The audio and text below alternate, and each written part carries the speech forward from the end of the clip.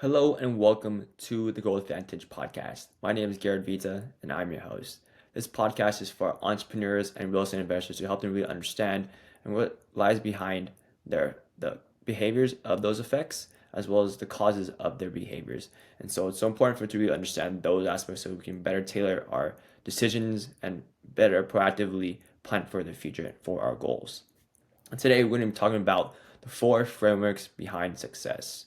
The reason why I wanted to talk about this because no matter what we do in life, we always have a framework of success. And when we have an understanding of what ours is, it will define who we meet, how we behave, our standards, our expectations, the people we have in our circle, as well as the support, how we define our goals, how we define our thoughts, and everything else in between. And so when we can have a better understanding of why we do that as well and which choose better for us, which one's best for us to choose, which framework to choose, then we can be more in line with who we are, with our calling, of our purpose, and it'll be make life a lot easier to navigate because life's difficult. But when we have a very set in stone structure of how we should frame our world, frame our behaviors, frame our thoughts, then everything can be aligned and more succinct in a crazy and busy world.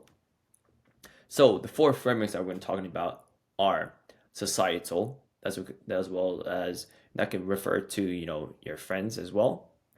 The next one is also your parents.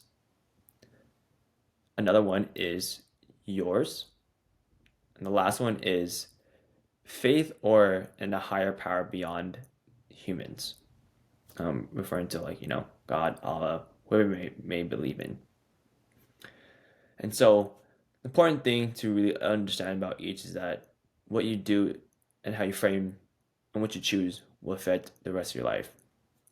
The thing with having our frame of reference in conjunction with an alignment with societal is that we choose things that we want to please others, whether it's friends, maybe want to receive a status or a certain dollar amount. The issue with that is that we are putting ourselves at the vulnerability of others' opinions, and we will tailor our goals and our decisions and our emotions based off to please others, and rather than to ourselves. That thing with that too is that it also isn't good because it will fuel ego. Once you start to get success, you start to belittle others. You can really start to have a sense of I'm better than others, which isn't good for you. I know it isn't good for others. For your parents, it's so important to always respect your parents, and I can get where when people have this as their frame of reference for success, I think we should definitely always do our best to please our parents, but not to the extent of our own detriment. When people have their frame of reference of success towards their parents, they put everything into pleasing their parents. The problem is that the parents have such a high standard that the child will never reach because they see themselves as lesser, or maybe not lesser but more at like a base, and their parents at such a high mountain, and that when that person is looking up, they see this big expectations, feelings, emotions that they can't meet. It's always feels higher and higher, and it really gets down on them the detriment. And I've seen this person with friends I've seen it through high school where they, parents wanted them to, valedictorian, blah blah blah. They got it, they achieved it, but after high school, man, when they got to college, everything turned emotionally, mentally, and it's just like whoa, total different person that you've ever seen. And you can tell the really amount of pressure they had on themselves because of that. And so I encourage you to, if this is where you're at in your life, choose what's best for you. It's important to understand that what you do and you choose for yourself will please your parents. At the end of the day, what a parents want is what's best for you. But you need to take that in consideration that you need to choose you. And then in you doing what's best for you will allow you to fulfill their expectations or standards, whatever they have set for you. no matter what that journey is, the parents will always be there. They may be mad at you or whatever it is, but that's on them. Live your life the way you deserve it and reach your potential. The next one is ours, which is definitely very important. This is our life, how we want to live our life. But the thing that I want to emphasize is that when we choose our frame of reference as ourselves only, we can really be detrimental to ourselves as well. There's so many things out of control, and I've learned so far that there's so many things we can't control, and there's so much that we can't do ourselves. And that when you only rely on yourself, you don't get the support that you need. You don't really have everything, the tools that you need.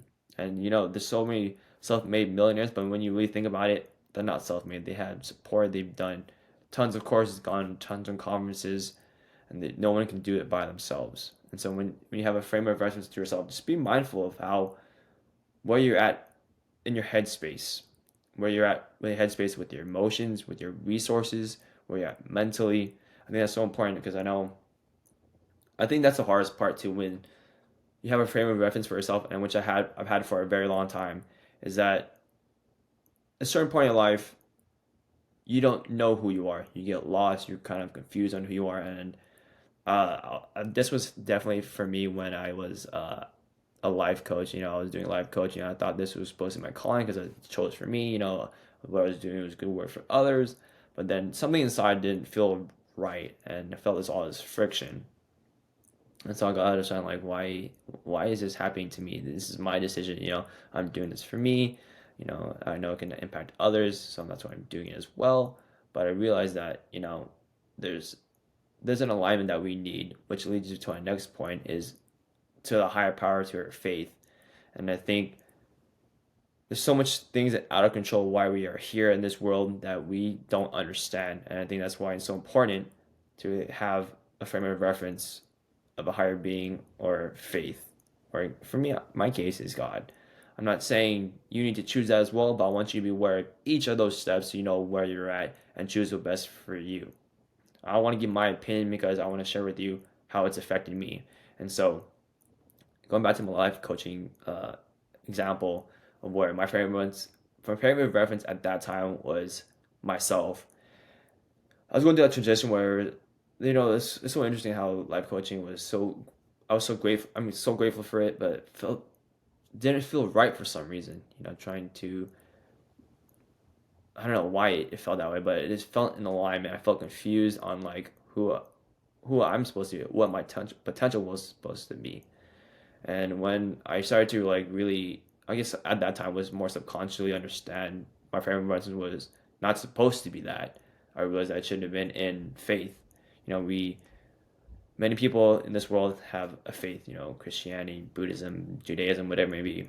It's a higher being. And so I think it's so interesting how we go through life trying to choose our goals, but when we go to these different churches, do these different practices on faith, like why don't we ever use faith as our direction for our success in business or goals? It's kind of ironic to say that because I definitely had an epiphany that like, why didn't I just do that sooner?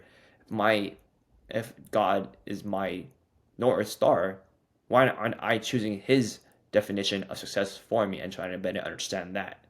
And then once I started to that time period where I was being a life coach and had that friction, once I had that epiphany, I was like, oh, that makes more sense. And then once I started to be more in touch with what God wants from me at a higher power, then everything would be more aligned. And I can tell you so far, being in the back in real estate more actively, being a real estate developer, I can definitely say that God wants me on this path. And I would encourage you to really understand how can you get from a place of out of yourself, out of your parents, out of society, and really be more in tune with your faith or whatever it may be. I would encourage you to explore that. I don't want to say you need to do that because it's not my decision for you. But what I can personally tell you from an entrepreneur to another entrepreneur, I've definitely noticed that when I've really had God's definition for me as my frame of reference for success, I've noticed that everything I've done in the past makes more sense, and that I know the path I'm going down makes a lot more sense, and that I can know that I don't need to do anything else besides this. I can focus on this only.